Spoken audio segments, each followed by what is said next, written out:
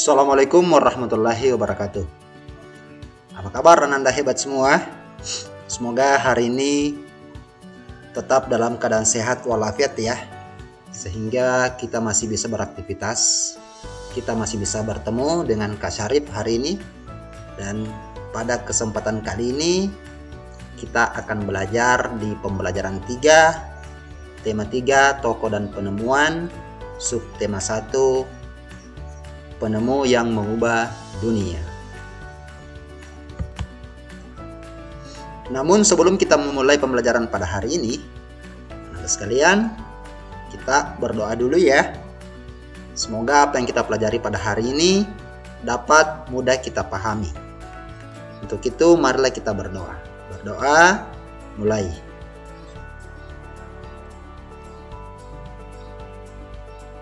Selesai. Ananda sekalian, adapun tujuan pembelajaran yang akan kita capai pada hari ini ada dua, yaitu setelah membaca teks eksplanasi, Ananda sekalian diharapkan mampu menuliskan informasi penting dari teks eksplanasi tersebut secara mandiri. Dan tujuan pembelajaran yang kedua adalah Ananda sekalian nanti akan mencoba di rumah tentang rangkaian listrik sederhana. Setelah itu Ananda sekalian diharapkan mampu mengidentifikasi rangkaian listrik secara sederhana, khususnya di sini adalah rangkaian seri, dan pemanfaatannya dalam kehidupan sehari-hari dengan lengkap. Ananda sekalian silahkan simak penguatan materi yang Kak Syarif akan berikan pada hari ini. Sebelumnya kita harus tahu dulu apa sih tentang teks eksplanasi itu. Nah, jadi kita dapat menemukan informasi dari teks eksplanasi dengan menjawab pertanyaan. Jadi ini merupakan salah satu cara menemukan informasi dengan menggunakan kata tanya. Masih ingat ya kata tanya? Apa, siapa, di mana, kapan, bagaimana, atau berapa. Itu contoh kata tanya ya. Kita bisa menggunakan kata tanya tersebut untuk menemukan informasi dari teks eksplanasi. Sekarang apa sih tujuan teks eksplanasi itu? Nah, tujuan dari teks eksplanasi adalah untuk memberikan penjelasan kepada pembaca mengenai proses terjadinya sesuatu. Jadi ketika ada proses atau urutan, nah itu termasuk teks eksplanasi.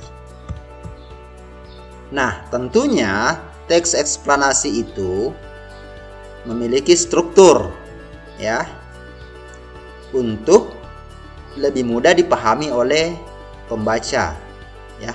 Apa sih strukturnya? Struktur dari teks eksplanasi itu ada pernyataan umum atau biasa disebut dengan pembukaan, ada deretan penjelas, ada kalimat penjelasnya ya, dan ada penutup, sama dengan teks bacaan-bacaan lainnya ya. Nah, di sini Kak Syarif akan menampilkan suatu bacaan yang nantinya Ananda sekalian mampu menuliskan informasi penting yang ditemukan dalam bacaan tersebut. Bacanya seperti ini. Ini judulnya James Naismith ya. Ini kita masih belajar tentang tokoh dan penemuan.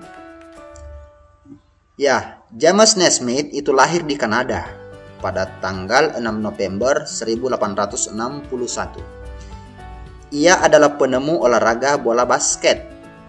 Naismith saat itu ditantang mencari cara untuk menghilangkan kebosanan yang dialami murid-muridnya dalam pelajaran olahraga di saat musim dingin.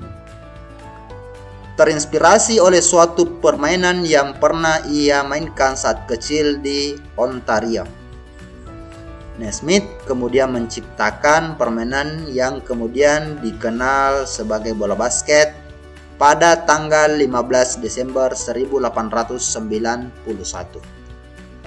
Nah, untuk memahami materi ini, konsep atau